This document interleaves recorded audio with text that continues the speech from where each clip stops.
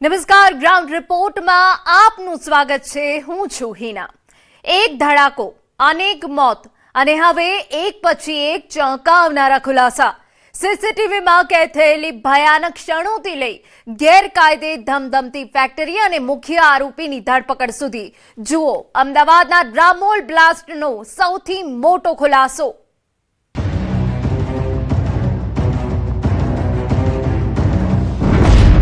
મોતની આગમાં ચોંકાવનારા ધડાકા, ફટાકડાની ફેક્ટરી કે મોતનું ગોડાઉન.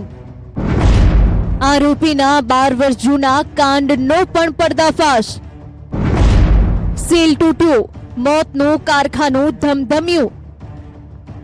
અમદાવાદના રામોલમાં ફટાકડાની ફેક્ટરીમાં થયેલા ભયાનક બ્લાસ્ટે સમગ્ર ગુજરાતને હચમચાવી દીધું છે. ધડાકો એટલો ભયાનક હતો કે આસપાસની ફેક્ટરીઓ સુધી તેની અસર પહોંચી.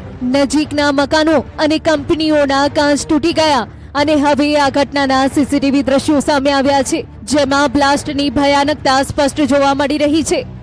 અચાનક થયેલા વિસ્ફોટ બાદ આસપાસના વિસ્તારમાં અફરાતફરી મચી ગઈ. કર્મચારીઓ જીવ બચાવવા માટે દોડતા જોવા મળ્યા. ધડાકાનો આંચકો એટલો જોરદાર હતો કે નજીકની ફેક્ટરીમાં લગાવાયેલો સીસીટીવી કેમેરો પણ બંધ થઈ ગયો. એક બ્લાસ્ટ અને મોતનું તાંડવ. રામોલની ફટાકડા ફેક્ટરીમાં થયેલા બ્લાસ્ટમાં અનેક પરિવારના ચિરાગ બુઝાઈ ગયા. આ દુર્ઘટનામાં 9 લોકોના મોત નીપજ્યા છે.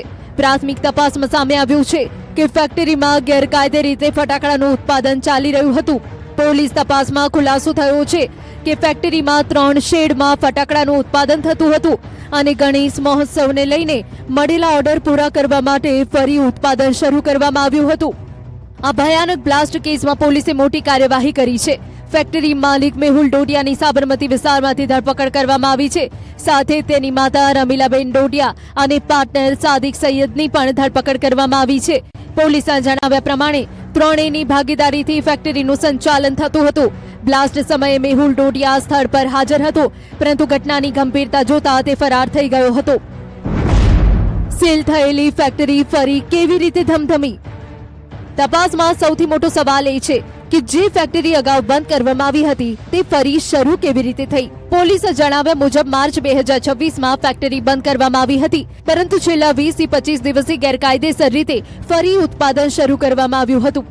ફેક્ટરી પાસે રહેલું લાયસન્સ પણ એક્સપાયર થઈ ગયું હતું, છતાં ફટાકડાનું ઉત્પાદન ચાલુ હતું. આટલી મોટી બેદરકારી કોની નજર સામે ચાલી રહી હતી તે હવે તપાસનો વિષય બન્યો છે. છેલ્લા કરીબ 20-25 દિવસથી આ ગેરકાયદેસર રીતે જ્યારે આપણા રથયાત્રા બધા પોલીસ બિઝી હતી, એના લાભ લઈને જો આ ગેરકાયદેસર રીતે જો એ આપણા દાહોદ જિલ્લામાંથી અલગ અલગ જગ્યાઓથી આપણા ત્યાં લેબર લઈ આવ્યા છે.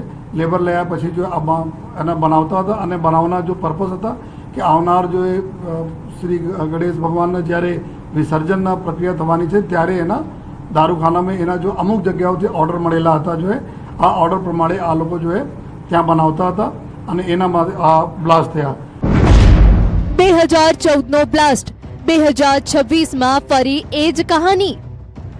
આ ઘટના બાદ એક ચોંકાવનારો ભૂતકાળ પણ સામે આવ્યો છે.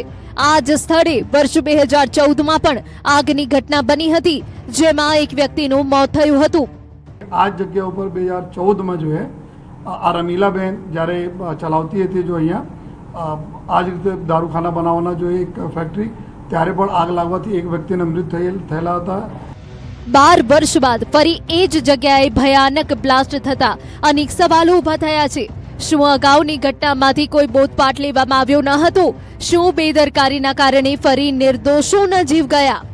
4/3/2026નો રોજ એના જો બંધ કરાવી દેવામાં આવેલા હતા જો અને આ સદંતર બંધ હતા જો અવારનવાર ચેક કરવામાં આવતા હતા. લેકિન છેલ્લા કરીબ 20-25 દિવસથી આ ગેરકાયદેસર રીતે જ્યારે આપણા રથયાત્રા બધા પોલીસ બિઝી હતી, એના લાભ લઈને જો આ ગેરકાયદેસર રીતે જો એ આપણા દાહોદ જિલ્લામાંથી અલગ અલગ જગ્યાઓથી આપણા ત્યાં લેબર લઈ આવ્યા છે. મોતના કારખાનામાં સુરક્ષા ગાયબ. ન્યૂઝ 18ના રિયાલિટી ચેકમાં પણ અનેક ચોંકાવનારા દ્રશ્યો સામે આવ્યા.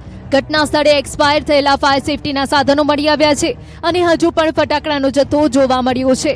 આ દ્રશ્યો તંત્રની કામગીરી સામે અનેક સવાલો ઊભા કરી રહ્યા છે.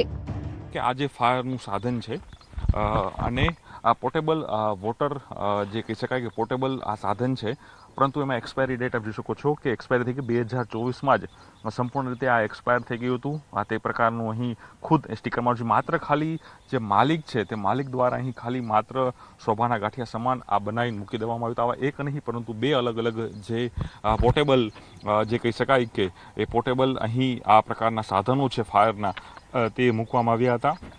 જે હું આપણે દ્રશ્યો બતાવી રહ્યો છું એ ગ્રાઉન્ડ રિપોર્ટ બતાવ્યો છું. સંપૂર્ણ પ્રક્રિયા એવી હોય છે કે જે પેસોનું રજિસ્ટ્રેશન કરવું એ ફરજિયાત હોય છે. પહેલાં જે ફેક્ટરી માલિક છે તે પેસોમાં પણ રજિસ્ટ્રેશન કરતા હોય છે. ત્યારબાદ ત્યારે જ તેની અરજી થતી હોય છે કે તેમાં તે કેટલો પ્રકારનો જે દારૂગોળો છે તે દારૂગોળો છે તે અહીં બનાવવાનો છે, કેટલું ત્યાં એનું માત્રા રાખવાની છે, તે પ્રકારની આખી પ્રક્રિયા હોય છે. કેમેરામેન પંકજ મકવાણા સાથે પ્રણવ પટેલ, ન્યૂઝ 18 અમદાવાદ. ગ્રાઉન્ડ